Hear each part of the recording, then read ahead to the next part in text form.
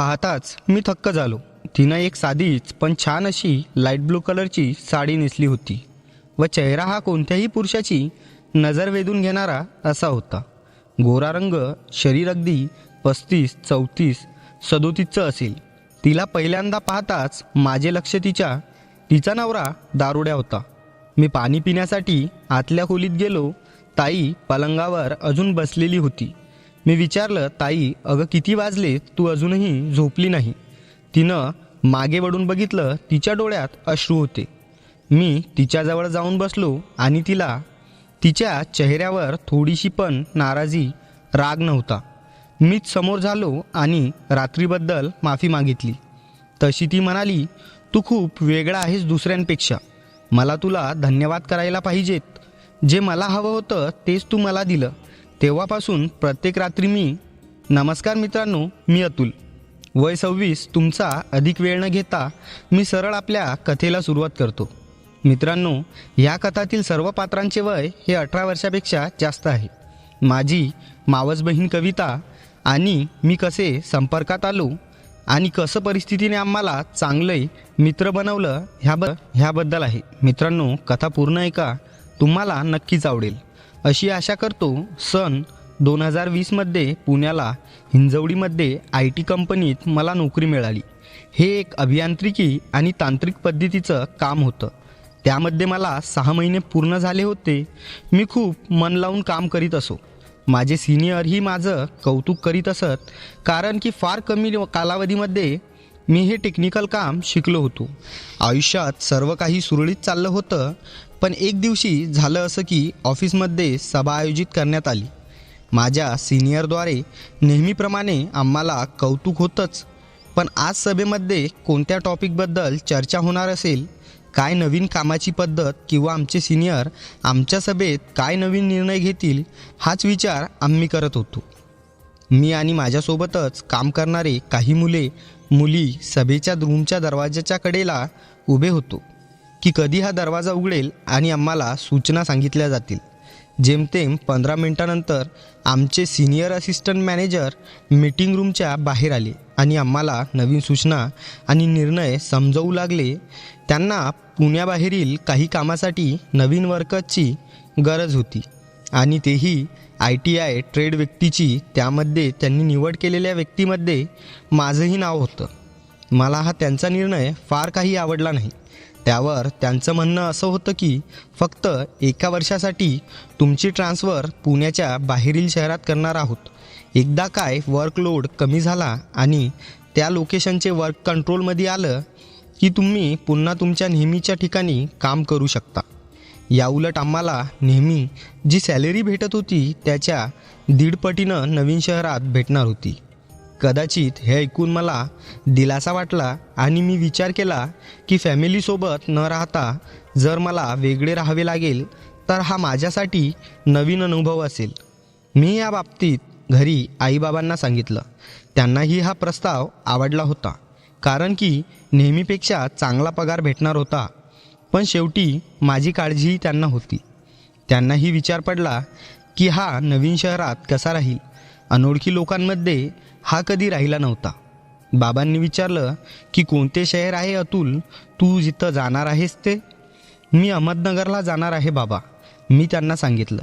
त्यावर आईनं सुचवलं की जर तू अहमदनगरला जाणार असशील तर माझी बहीण म्हणजेच तुझी मावशी तिथंच एका गावात राहते आणि तिची लहान मुलगी कविता म्हणजे तुझी मावस बहीण ही तिथेच जवळपास राहत होती. मला लगेच कविता आठवली. ती माझ्यापेक्षा वयानं जास्त मोठी नव्हती, पण दिसायला एकदम देखणी, अंगकाठीही बांध्यात होती. तिला बघितलं की मनात फक्त तोच विचार यायचा. खरंच आईनं लगेच मावशीला फोन करून विचारायचं ठरवलं. त्यावर पप्पांना विचारायच्या अगोदरच पप्पाने होकार दिला, कारण त्यांनाही हा पर्याय योग्य वाटला. त्या रात्री आम्ही लवकरच जेवण केलं, कारण की आईला मावशीला फोन करायचा होता. जेवून झाल्यानंतर मी नेहमीप्रमाणे बाहेर फिरायला गेलो.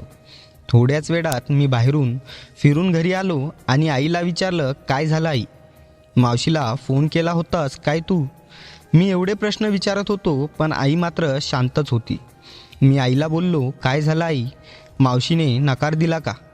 आई खाली मान करून मला फक्त मान हलवून हा नाही असे उत्तर देत होती. त्यावर मी आईला म्हणालो, आई, जे काही तुमचं बोलणं झालं आहे ते मला सरळ सांग.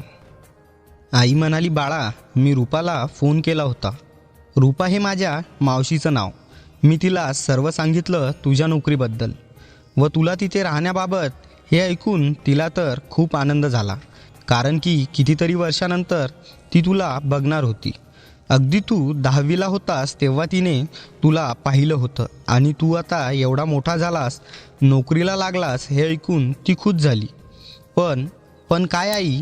मी आईला विचारलं. त्यावर आईनं उत्तर दिलं की जास्त लोकांना माहीत नाही की तुझ्या मावशीचा पहिला नवरा तिच्या लग्नाच्या 7 वर्षानंतरच मरण पावला आणि तिला त्याच्यापासून 2 मुली आहेत. मुलीचे लग्नही तिने काम कष्ट करून स्वतःच्या हिंमतीवर केलं. मुलीचे लग्न झाल्यावर ती पूर्णपणे एकटी झाली होती, त्यामुळं तिलाही दुसरा एखादा आसरा नव्हता. त्यामुळे तिलाही काहीतरी करून आपले जीवन व्यापन करणे गरजेचं होते. त्यासाठी तिने तिथंच एका गावाकडील बुवाच्या घरात काम करणं सुरू केलं. त्याचे घर स्वच्छ करणं, त्याला जेवण करून देणं, त्याचे कपडे भांडे, इतर त्याचे सर्व काम मावशी करत होती. त्याऐवजमध्ये तिचं तिकडे राहणं, खाणं व एका पुरुषाची सोबत व साथ तिला मिळत होती. आणि तीसुद्धा काय करेल? मावशीचं वय 40 उलटून गेलं होतं. या वयात एकटी बाई काय करेल?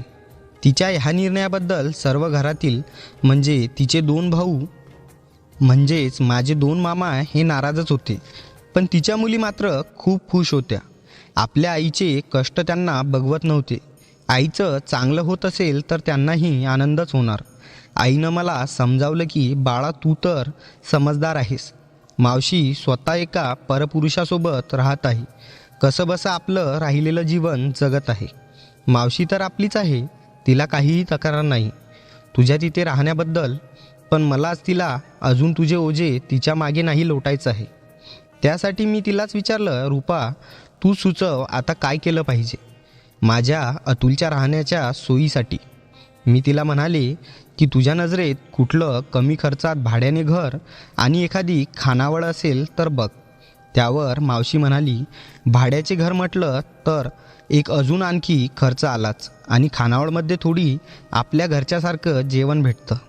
आपल्यापासून लांब ठेवून त्याचे हे असे हाल आपल्याला नाही बघवणार ग शोभा हे माझ्या आईचं नाव. मावशीच्या अशा प्रकारे बोलण्याच्या मागची काळजी मला स्पष्ट दिसत होती, जी ती माझ्यासाठी घेत होती. आई सांगत होती की बोलता बोलता मी मावशीला सहजच तिची मुलगी कविता बद्दल विचारलं, कशी आहे ती, कुठे असते ती सध्या. त्यावर मावशीनं सांगितलं की तिची परिस्थितीही तिच्या आईसारखीच बेताची होती. दोघी मायलेकींला जणू काही कुणाची वाईट नजरच लागली असावी. कविताचंही लग्न फार कमी वयात झालं होतं आणि लग्न झाल्याच्या नंतर तिला समजलं की तिचा नवरा हा एक दारुडा होता. त्याला फक्त नशा पाहिजे असायची. तो दिवस रात्र फक्त दारू पित असत आणि रात्री कविताला त्रास देत असतो. हे ऐकून मला खूप वाईट वाटलं. एवढी सुंदर देखणी तिला बघून कोणालाही वेळ लागणार, अशा मुलीच्या नशिबी हे. आणि तिचा सासरा ही त्याच्या मुलाच्या टेन्शनमुळे व त्याच्या दारूच्या व्यसनांमुळे मरण पावला होता. तिला सासू होती, ती पण जास्त ह्या नवऱ्या बायकोमध्ये राहत नव्हती. ती आपल्या लहान मुलाच्या संसारात त्याच्या परिवारासोबत राहत होती. आपल्या नवऱ्याच्या भीतीने व त्याच्या नेहमीच्या रोजच्या त्रासाने कविता एक दिवशी नवऱ्याचं घर सोडून पळून एकटी एका गावात राहत होती व शेतात मोलमजुरी करत आपले जीवन व्यापन करत होती. पण शेतातील काम पण नेहमी भेटत नसत, त्यामुळे तिची आई तिला खर्च पाण्यात पैशाची मदत करत होती. 1 वर्ष होत आलं ती एकटीच राहत आहे. तिच्या नवऱ्यानेही तिला कधी शोधण्याचा प्रयत्न केला नाही व तिच्या सासूनेही कधी विचारपूस केली नाही मावशीकडे. कविताची अशी परिस्थिती बघता मावशीने विचार केला की जर मी आणि कविता सोबत राहण्यासाठी तयार होत असतील तर तो तिथं राहू शकतो. अतुलला अहमदनगरमध्ये कुठे ना कुठे राहण्यासाठी घर पाहिजेच होतं व त्याच्या जेवणाची सोय पण त्याला करावी लागणारच होती. त्याऐवजी तो कवितासोबत तिच्या खोलीत राहील व फक्त दोघांचं जेवण कविता करूच शकते. कविता ही त्या गावात इतक्या वर्षापासून एकटीच राहत होती. तिलाही अतुलच्या सोबत राहण्याचं मन लागून राहील. तिलाही कोणीतरी बोलायला चालायला साथी भेटेल. आणि कविता ज्या गावी राहत होती त्या गावाकडून अतुलचे ऑफिस जवळच होते. त्या गावापासून तो प्रवास अंदाजे 1 ते 1.5 तासाचा होता. दोघे बहीण भाऊ पण खूप वर्षांनी भेटतील. अतुल साधारण 10वीला होता तेव्हा कविता पहिल्यांदा मुंबईच्या घरी आली होती. ती पण तेव्हा 18-19 वर्षाची असेल. तेव्हा तिचं नुकतंच लग्न झालं होतं. तीच त्यांची पहिली आणि शेवटची भेट होती. पण त्यानंतर कविता कधी मुंबईला आलीच नाही. हे सगळं सांगून आई म्हणाली, अतुल तू कविता ताईबरोबर तिच्या गावी राहायला जा. त्यावर मी आईला विचारलं, ठीक आहे, जरी मी तयार असलो तरी कविता ताई तयार होईल काय मला सोबत राहू देण्यासाठी? आई म्हणाली, अरे बाळा, तुझी मावशी कविताला सर्व काही सांगणार आहे समजावून. त्यानंतर तू तिथे जा. तुझी मावशी उद्या फोन करून सांगणार आहे आपल्याला. दुसऱ्या दिवशी मावशीचा फोन आला होता. ती म्हणाली की कविताला सांगितलं की अतुल अहमदनगरमध्ये काम करणार आहे आणि त्याला तुझ्यासोबत राहावे लागणार, कारण त्याला तिथं राहायला दुसरी जागा नाही. हे ऐकून कविता ताई फार खुश झाली, कारण की खूप वर्षानंतर ती तिच्या भावाला भेटणार होती आणि सांगत होती की तिला मला सोबत राहू देण्यात काहीही अडचण नाही. आणि तिने तिचा फोन नंबरही दिला आहे. जेव्हा तू गावाजवळ जाशील तर तिला फोन करून कळव. त्यानुसार ती कुठेही गावामधल्या परिसरात तुला घेण्यासाठी गावाच्या फाट्यावर येईल, कारण की तिनेही तुला फार वर्षाआधी बघितलं आहे. ती तुला सहज ओळखू शकणार नाही आणि तू पण तिला लहानपणी पाहिलं आहेस. असं बोलता बोलता आईने मला एका कागदावर लिहिलेला कविताताईचा नंबर दिला. मी तो पाकिटात ठेवून दिला आणि आईला म्हणालो, आई मी नंतर ताईशी बोलणं करून घेतो. असं बोलत मी बेडवर जाऊन बसलो. तिच्याविषयी माझ्या मनात आधीपासून तसले विचार तर होतेच. आता तिच्या गावात जाऊन तिच्याबरोबर राहणं मला खूप आनंद झाला. मी लगेच ताईला फोन करायचं ठरवलं आणि ताईला फोन केला. 4 ते 5 रिंगनंतर ताईने फोन उचलला. मी हॅलो कविता ताई. ताई म्हणाली, हा कोण? मी अतुल बोलतोय ताई. ताई बोलली, हा बोल अतुल, कसा आहेस आणि येणार आहेस ना इथं? माझं आणि मावशीचं बोलून झालं आहे. कधी येणार तू? मी उत्तर दिलं, मी अगदी मजेत ताई, तू कशी आहेस? हो मी येणार आहे. ताई म्हणाली, मी पण बरी आहे. अतुल खूप दिवसांनी तुझा आवाज ऐकला. तू खूप लहान होतास जेव्हा मी तुला पाहिलं होतं. मी हसत म्हणालो, हो ताई माहीत आहे मला, पण आता मोठा झालो आहे मी उद्या सकाळीच निघणार आहे यायला. तुझ्याकडे सकाळी 8ची बस आहे माझी पुणेवरून जमते. सकाळच्या 12-12:30ला मी तुमच्या गावातील त्या फाट्यावर येईल. तू ये ताई मला घेण्यासाठी.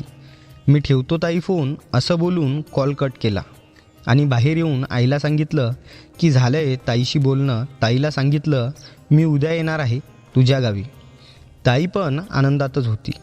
आज प्रवासाचा दिवस होता. ह्या उत्साहाने मी झोपेतून लवकर उठलो होतो. आईही झोपेतून आज लवकर उठली होती. तिनंही मला मदत केली. माझ्यासाठी नाश्ता बनवला, माझा टिफिन तयार करून दिला. जाता जाता आईनं मला सांगितलं, अतुल ताईला त्रास देऊ नकोस, ताईची काळजी घे. मी पण आईला जाताना प्रॉमिस केलं, आई मी माझी आणि कविता ताईची काळजी घेईल, तू निश्चिंत राहा. मी स्टेशनवर पोहोचलो. गाडीला स्टेशनवरून सुटायला अजून 15 मिनिटे बाकी होती. मी 10-15 मिनिटे अगोदरच स्टेशनवर येऊन थांबलो होतो. 10 मिनिटांनी गाडी आली. मी गाडीमध्ये शिरलो आणि थोड्या वेळानं मी ताईलाही फोन करून सांगितलं, ताई मी निघालो आहे तुझ्याकडे यायला. हो अतुल तू सांभाळून ये, ताई म्हणाली. गाडीतून उतरल्यावरही फोन कर आणि फाट्यावर पोहोचण्याच्या 15 मिनिटा अगोदर ही फोन कर, त्यानुसार मग मी येईल तुला घ्यायला, ताई आनंदी स्वरात म्हणाली. हो ताई मी करतो फोन, असं बोलून मी फोन ठेवून दिला आणि प्रवासाचा आनंद घेऊ लागलो. पोहोचून मी रिक्षा केली आणि कविता ताईला फोन केला. ताई मी पोहोचेल आता 20 मिनिटात फाट्यावर, ये तू तिकडे. असं बोलून मी फोन ठेवला. त्या रिक्षा चालकाने तासाभरात मला ताईच्या गावातील त्या फाट्यावर सोडले. ताई माझ्या आधीच तिकडे येऊन थांबली होती. एका झाडाच्या आडोशाला एक स्त्री उभी होती. मी अंदाज लावला की ही ताईच असावी, कारण तिची नजर गावाकडील येणाऱ्या रिक्षा चालकांकडेच होती. मी लांबूनच ताईला पाहिले होते. ती जवळ आली, म्हणाली, बापरे फार मोठा झालास तू. आई बाबा कसे आहेत, माझी सर्व विचारपूस करू लागली. तिला पाहताच माझ्या मनात तिच्या सौंदर्याचा विचार येऊ लागला. माझ्यासोबत बोलताना तिचे होठ, तिचे डोळे, तिचे गाल, त्यांची हालचाल मला फार लुभावत होती. कविता ताईचं वय 30च्या आसपास असावं, कारण की ती माझ्यापेक्षा फक्त 4 ते 5 वर्षानं मोठी होती.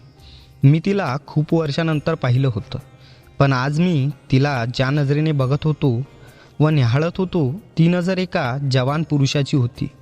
तिला पाहताच मी थक्क झालो. तिनं एक साधीच पण छान अशी लाईट ब्लू कलरची साडी नेसली होती व त्याखाली तिने रेड कलरचा कॉटन ब्लेड ब्लाऊज घातला होता. त्यात स्लीव मात्र जरा शॉर्टच होते. तिचा चेहरा हा कोणत्याही पुरुषाची नजर वेधून घेणारा असा होता. गोरा रंग, मीडियम शरीरयष्टी होती. शरीर अगदी 35, 34, 37चं असेल. तिला पहिल्यांदा पाहताच माझे लक्ष तिच्या उभाराकडे गेले होते. ते उभार बघतानाच मी त्यांचा दिवाना झालो होतो. तिची कंबर ही एकदम सडपातळ होती.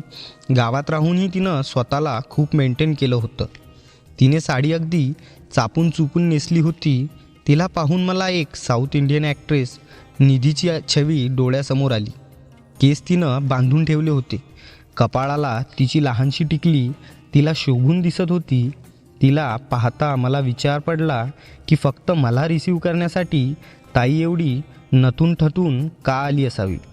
ह्याचं कारण मला थोड्याफार दिवसांनी समजणार होतं. माझ्याकडे पाठ करत ती चालत असताना तिच्या बोलण्याकडे माझे कमी लक्ष होते, पण तिच्या मागे जास्त होते. ती चालत असताना मी मुद्दाम तिला पाठवून पाहण्यासाठी 2 पावलं तिच्या मागे चालत होतो. ताई आणि मी गावाच्या दिशेला जसे जसे जात होतो, ताई मला गावातील रस्त्यांची ओळख करून देत होती. वाटेत येणाऱ्या मंदिराची माहिती देत होती. आमचं बोलणं चालू होतं. तेवढ्यात ताईचं घर आलं. आम्ही आत शिरलो. ताईनं मला पलंगावर बसायला सांगितलं आणि माझी बॅग आतल्या खोलीत नेऊन ठेवली. माझ्यासाठी प्यायला पाणी घेऊन आली. मी पाणी पिऊन घेतलं आणि ताईलाही पाणी पिण्यास सांगितलं. ताईचे पाणी पिऊन झाल्यावर ताईने मला सांगितलं, अतुल तू जेवायला बस, मी जेवण वाढते तुला. असं बोलून ताई माझ्याशी बोलताना माझ्याकडे पाठ करत किचनच्या दिशेकडे वळाली. तसं मी ताईचं सौंदर्य पाहतच राहिलो. माझ्या मनात ताईबद्दल अशी भावना आलेली मला एक नवीन उत्साह देऊन जात होती. सोबत एक भीतीही होती. जर ताईनं माझी ही नजर ओळखली तर काय होईल. पण मी तरी काय करणार. त्या पूर्ण खोलीत मी आणि ताईच राहणार होतो आता काही महिने तरी. त्यामुळे माझ्या मनातील भावनांवर ताबा ठेवणं अवघड होतं. ताईनं जेवण आणलं व मला वाढलं आणि जेवण वाढता वाढता माझ्याशी बोलणंही करत होती.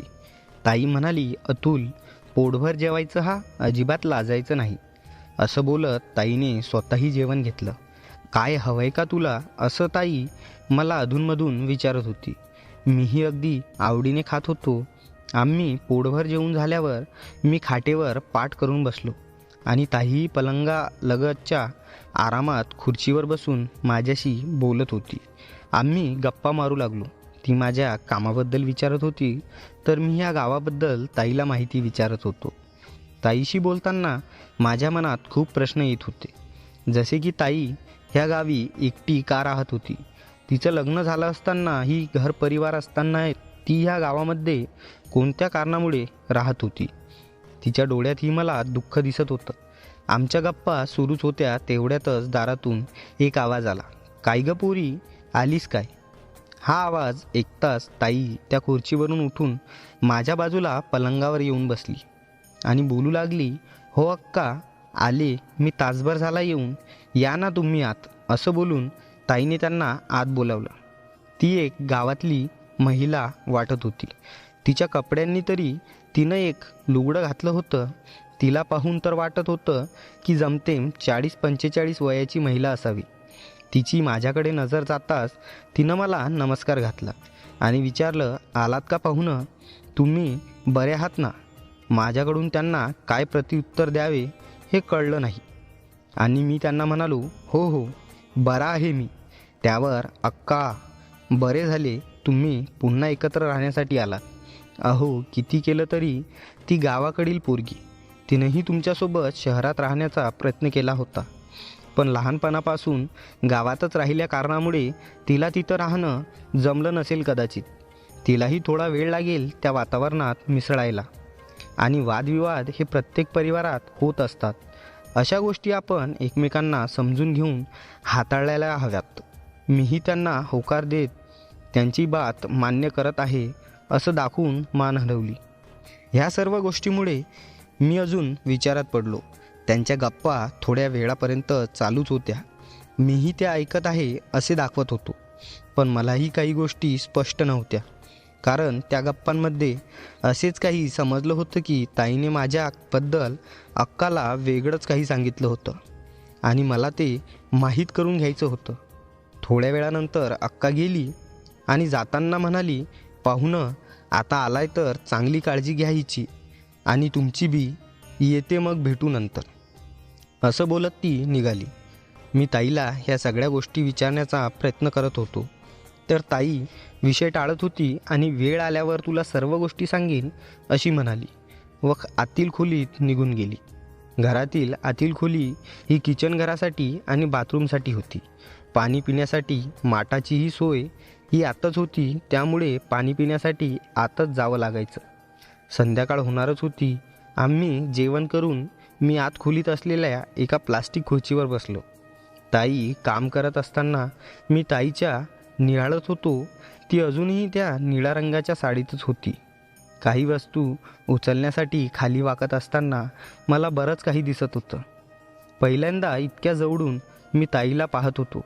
ताईही अधूनमधून माझ्याशी बोलताना माझ्याकडे बघत होती. एक वेळ मी विसरूनच गेलो की मी माझ्या मावस बहिणीला बघत आहे. मला तिच्यामध्ये फक्त आणि फक्त एक मोहक स्त्री दिसत होती. गप्पा सुरू करण्यासाठी मी ताईला तिच्या कामाबद्दल विचारले, तर ताई म्हणाली ती फॅक्टरीमध्ये काम करते. जेव्हा काम असते जेव्हा त्यांना बोलावलं जातं आणि इतर शेतातील कामंही ताई रोजंदारीवर करत असते. ताईच्या नवऱ्याबद्दल मी ताईला विचारण्याचा प्रयत्न केला. त्यावर ताई म्हणाली, अरे अतुल, आता तुझ्यापासून काय लपवायचं? तू घरचाच व्यक्ती आहेस. अरे कसे तरी 2 वर्ष मी त्याच्याबरोबर काढले होते. त्याला दारूचं व्यसन होतं. सतत दारू पिऊन घरी येऊन मला त्रास द्यायचा, मला मारायचा, माझ्यावर हुकूम गाजवायचा. त्याच्या सर्व गोष्टी मला ऐकाव्या लागायच्या आणि कराव्या लागायच्या, आणि तेही माझी इच्छा नसताना. कारण नवरा होता. माझी सासूही आमच्यामध्ये येत नसते. समाजाच्या भीतीने 2 वर्ष मी त्याचा त्रास सोसला. मला आधी माहीत असतं तर मी अशा दारुड्या व्यक्तीसोबत लग्नच केलं नसतं. सुखी संसार कसा असतो हे मला कधीच पाहायलाच मिळाला नाही रे. मीही खूप स्वप्न बघितली होती सुखी परिवाराची, पण माझ्या नशिबात कधी ते नव्हतंच. एक दिवशी मीच कंटाळून त्याच्या कैदेतून पडून येऊन ह्या गावात येऊन राहू लागली. त्रास तर आताही आहे, पण तेवढा नाही जसा आधी होत होता. ताई मला सांगत असताना तिच्या डोळ्यात कदाचित हलके अश्रू येत होते. ताईने एवढा त्रास सहन केला हे ऐकून मलाही फार वाईट वाटलं. मी ठरवलं की ताई रडत आहे, तिला जरा हसवलं पाहिजे. मी उठून उभा राहिलो आणि ताईच्या जवळ जाऊन ताईला सहानुभूती देत म्हणालो, ताई, मीही तुझ्या परिवारातीलच एक आहे ना, मग तू रडू नकोस. सध्या मला विश्वास आहे तू सुद्धा एका सुखी समृद्धी परिवाराची मालकीनबाई होशील आणि तुझ्या नवीन संसाराची राणी होशील आणि हक्काने राज करशील, असं आश्वासन देऊन मी ताईला हसवण्याचा प्रयत्न केला. त्यावर ती म्हणाली, अतुल, तुझा स्वभाव खट्याळ आहे रे. आणि ती हसत काम करू लागली. मी म्हणालो, ताई, तुला राग नाही ना आला तुझी मस्करी केली म्हणून? त्यावर ताई म्हणाली, नाही रे, त्यात कसला आलाय राग? तू येथे आलास त्यामुळेच माझा थोडा मूड फ्रेश तरी झाला. नाहीतर इकडे माझ्यासोबत इतके वर्ष कोणीही बोलायला नव्हतं. एकटीच रोज शांत ह्या खोलीत भूतासारखी काम करत असते. तू आल्यामुळे माझा आत्मविश्वासही वाढला आहे. कारण की माझ्याशी बोलायला तर तू आहेस ना. तुझ्याशी बोलून माझं मन तरी लागून राहील ह्या घरामध्ये. त्यावर मी म्हणालो, तुला खरं सांगू का ताई, मलाही तिकडं पुण्याला जास्त कोणी मित्रमैत्रिणी नव्हत्या व इतर नातेवाईकांकडेही मी कधी जात नसे. त्यामुळे मनातील काही मत व काही विचार मी कधी कुणाशी मांडू नाही शकलो. माझ्यासुद्धा काही भावना अशा होत्या की मी त्या कुणाशी व्यक्त करू शकलो असतो, पण करू शकलो नाही. मित्रमंडळी, नातेवाईक सर्व जे ते ज्यांच्या आयुष्यात व्यस्त होते, कुणीही फार असं लक्ष माझ्या लाईफमध्ये दिलं नाही. ताई, हो रे अतुल, तुझं बोलणं अगदी बरोबर आहे. मीही एकटी राहून या काही वर्षात अनुभवलं आहे. सर्वजण आपापल्या जीवनात व्यस्त असतात आणि आपण मात्र त्यांच्याकडे आशा लावून बसलेलो असतो. हे ऐकून मी ठरवलं की ताईला माझ्याकडून जी मदत होईल ती मी करेल. तिला सर्व प्रकारे आनंदी ठेवण्याचा मी प्रयत्न करेन. त्यासाठी मी ताईला खुश ठेवण्यासाठी जे शक्य होईल ती संधी शोधू लागलो. तिला कसलाही कमतरता भासली नाही पाहिजे ह्याची मी पुरेपूर काळजी घ्यायला ठरवलं. थोड्या वेळाने ताई म्हणाली, हे बघ अतुल, बोलता बोलता कधी स्वयंपाक झाला हे कळलंच नाही मला. असे बोलत असताना तिने साडीच्या पदराने तिच्या चेहऱ्यावरील घाम पुसला होता. ताईला थोडी अडचण येत होती म्हणून मी म्हणालो, ताई, तू घरात असताना एवढी भरीव साडी का नेसली आहेस? त्यामुळे ह्या गरमीत तुला फार घाम येत आहे. तू का नाही ड्रेस किंवा गाऊन घाल, त्यामध्ये तू आरामात घरातील कामे करू शकशील. होय रे, साडीमध्ये काम करणं थोडं तकलीफचंच असतं, पण सकाळपासून जेव्हा तू आला आहेस तेव्हापासून मला वेळच मिळाला नाही चेंज करायला. उद्यापासून मी काम करायच्या वेळी साधे मोकळे अंगाचे ड्रेस घालत जाईल, पण त्यामध्ये मी तुला सुंदर दिसणार ना, अशी मस्करी करत ताई मला म्हणाली. मी तिच्याकडे बघत म्हणालो, काय ताई, तू एकच गोष्ट लक्षात ठेवून माझी मस्करी करत आहेस. ताईच्या ह्या पद्धतीने बोलण्याने मला समजलं की ताई जरा मनमोकळ्या स्वभावाची आहे. मी तिचा हा स्वभाव कधी बदलू देणार नाही. थोड्या वेळाने ताईने राहिलेली कामे आवरली व तिने आतल्या खोलीतच तिला व मला जेवण वाढलं. पोटभर जेवून झाल्यानंतर ताई मला म्हणाली, तुला झोप आली असेल तर तू बाहेरील पलंगावर जाऊन झोप. उद्या सकाळी तुला कामाला जावे लागेल, त्यासाठी मला तुझ्या डब्यासाठी भाजी निवडायची आहे. ती मी निवडून ठेवते आणि मी इथेच झोपणार आहे. ताईचे म्हणणे ऐकून मी पलंगावर जाऊन पडलो. मी झोपण्याचा प्रयत्न करत होतो, पण माझ्या डोळ्यासमोर सतत दिवसभर झालेलं ताईचं दर्शन येत होतं. ताईचे आणि माझे झालेले संवाद मला आठवत होते. तसाच विचारात मी झोपी गेलो. रात्रीच्या 2:30च्या सुमारास मला जाग आली आणि मी पाणी पिण्यासाठी आतल्या खोलीकडे निघालो. आतल्या खोलीला एक दार होतं. जसे मी ते दार खोलत होतो तसं मला जे दृश्य दिसलं ते बघताच माझ्या छातीत एक धडधड सुरू झाली. ताई शांत झोपी गेली होती. ताई अजूनही साडीच घालून झोपली होती. ताई डाव्या हाताच्या कुशीवर झोपली होती. तिचा पदर जरा घसरून खाली सरकला होता. मी जास्त लक्ष न देता पाणी पिऊन परत जाऊन झोपलो. सकाळी मी तयारी करण्यासाठी जरा लवकरच उठलो होतो. ताई आतमध्ये काम करत होती. ताईला पाहतानाच मनात सारखेच रात्री पाहिलेलं सौंदर्य नजरेसमोर येत होतं. कदाचित ताईने लवकर उठून आंघोळ केली असावी, कारण तिने तिची साडी बदलून एक ड्रेस घातला होता. तो एक पांढऱ्या रंगाचा पंजाबी कुर्ता होता. मी पहिल्यांदा ताईला अशा ड्रेसमध्ये पाहत होतो. तो ताईच्या भरीव शरीरावर शोभून दिसत होता. त्या कुर्त्यावर ब्लॅक कलरने प्रिंट केलेले डिझाईन होते. मी माझी तयारी करत होतो. ताई आतल्या खोलीत काम करत होती. थोड्या वेळाने ताईने नाश्ता बनवला आणि ताई बोलली, अतुल, आज तुझा कामाचा पहिला दिवस आहे. तू नाश्ता करून घे आणि आज जरा लवकरच घरातून निघ, कारण की ती जागा तुझ्यासाठीही नवीन आहे, त्यामुळे कदाचित शोधण्यासाठीही वेळ लागू शकतो. मी म्हणालो, हो ताई, मी जातो बरोबर, तू काळजी नको करू. मी पण नाश्ता केला आणि कामावर जाण्याची तयारी करू लागलो. माझी नजर मात्र सारखीच ताईच्या त्या टाईट अशा ड्रेसकडे वळत होती. ती ह्या ड्रेसमध्ये नेहमीपेक्षा जरा जास्तच मोहक दिसत होती. थोड्या वेळाने मी कामावर निघून गेलो. परत दररोज माझं हे रुटीन चालू झालं. काम आणि संध्याकाळी घर असेच 10-15 दिवस निघून गेले.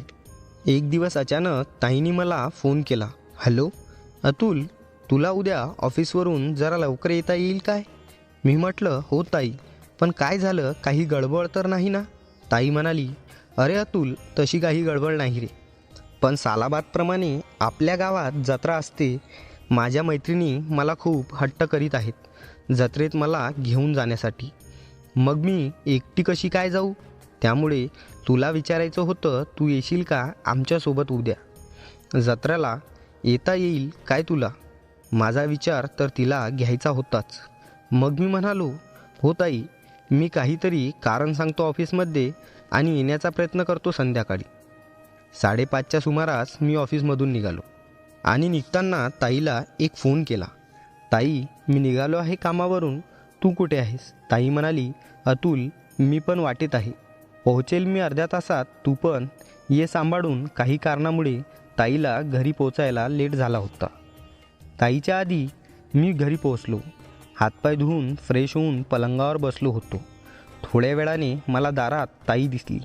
दोन्ही हातात मोठ्या पिशव्या आणि खांद्यावर एक छोटीशी हँडबॅग तिच्याजवळ होती. ताई घामाने थोडीफार ओली झाली होती. घामाचे हलकेसे थेंब तिच्या हाताच्या दंडावर व तिच्या कपाळावर दिसत होते व तिची मानही थोडी ओलसर दिसत होती. ताईला अशा ह्या अवस्थेत पाहताच मी उठलो आणि दाराकडे आलो आणि ताईला काळजीच्या स्वरात म्हणालो, ताई, हे एवढं काय आणलं आहे तू? ताई, जर आवश्यक असल्यास मला सांगायचं होतं ना, मी आणलं असतं सोबत येताना. तू का कष्ट घेतलेस एवढे? त्यावर ताई म्हणाली, तसे काही नाही अतुल, माझ्या मनात विचार आला, घरीच जात आहे तर सहजपणे जाताना घेऊन जावे आवश्यक अशा गोष्टी. त्यासाठी मी आणलं हे सर्व सामान सोबत.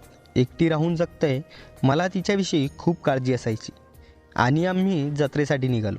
तेवढ्यात ताई तयारी करून बाहेर आली. ताईचं सौंदर्य तिच्या उजळ चेहऱ्यावर आणि गडद डोळ्यामधून दिसत होतं. तिचे ते निळे डोळे इतके मोहक होते की कोणालाही लगेच आकर्षित करू शकत होते. त्याचबरोबर तिचे लांब काळे केस सुद्धा तिच्या पाठीवरून खाली सरकत होते. तिच्या गुलाबी साडीमुळे तिचं सौंदर्य अजून खुलून दिसत होतं. हलका मेकअप केल्याने तिचा चेहरा अजून सुंदर दिसत होता. नाजूक कंबर आणि उत्तम बांधा साडीने छान उठून दिसत होता, ज्यामुळे तिच्या चालण्याची शोभा आणि स्थिरता अधिकच वाढली होती. ती माझ्याकडे हसत म्हणाली, अतुल, कशी दिसतंय रे? मी असं म्हणत ती माझ्या गळ्यात पडली. ह्यावेळीसुद्धा ताईमध्ये मला एक वेगळाच बदल दिसला. ताई स्वतःहून माझ्याबरोबर जवळीक साधण्याचा प्रयत्न करत होती. आम्ही जत्रेत पोहोचलो. जत्रेत सेल्फी घेताना किंवा फोटो काढताना तसेच इतर उपक्रमात ती निवांतपणे माझ्या शेजारी उभी राहत होती. त्यांच्या गप्पा मारताना तिच्या नजरेचा खेळ आणि कधीकधी अनाहूतपणे तिचा स्पर्श मला वेधून घेत होता. जत्रेच्या रंगीबेरंगी प्रकाशाखाली मला ही खुशी होत होती. दिवसभर जत्रेत गर्दी असल्याने कविताताई मला चिटकून चालत होती. जत्रेत फिरून खूप भारी वाटत होतं. संध्याकाळी जत्रेतून निघताना चालत घराकडे निघालो. आम्ही घरी पोचलो. घरी पोचल्यावर फ्रेश होऊन थोडा आराम केला. रात्रीचे 9 वाजले होते. ताईनी जेवणाची तयारी सुरू केली. मी जेवण बनवण्यात मदतीचा आग्रह धरला आणि ताईच्या नकारानंतरही मी मदत केली. जेवण तयार झाल्यावर जेवताना जत्रेत घालवलेल्या वेळाच्या आठवणीवर आम्ही बोलत होतो. गावातून येताना लोक माझ्याकडे बघून कसं काय पाहुणं, बरं आहे ना, असं विचारत होते. मी विचारातच होतो तेव्हा मी ताईला विचारलं की हे लोक असं का बोलत आहेत माझ्याशी. ताई म्हणाली, जे काही मी आता सांगणार आहे त्यामध्ये तू माझ्या सोबतच राहशील आणि माझी साथ देशील. आणि हे सगळं तू कोणालाही सांगणार नाहीस, घरातील परिवारात सुद्धा नाही. मला माहीत नव्हतं की तू किती दिवस इथे राहणार आहेस. गावात कोणीही 2 जवान स्त्री पुरुषांना एकत्र राहू देणार नाही. तुझ्या बाबतीत जर मी सगळ्यांना खरं सांगितलं असतं तर ते मान्य करतील असं वाटतं का तुला? मी आश्चर्याने विचारलं. मग तू त्यांना काय सांगितलंस? ताई म्हणाली, थांब मी सांगते. मी सगळ्यांना सांगितलं की माझा नवरा माझ्यासोबत राहायला येणार आहे. मला हेच सांगणं योग्य वाटलं. मी पण ताईची परिस्थिती लक्षात घेता तिच्या सगळ्या गोष्टींना ऐकून तिची साथ देण्याचं ठरवलं, ज्यामुळे ताई सुखावली आणि निश्चिंत झाली. तिनं मला धन्यवाद केला आणि आराम करण्यास सांगितलं.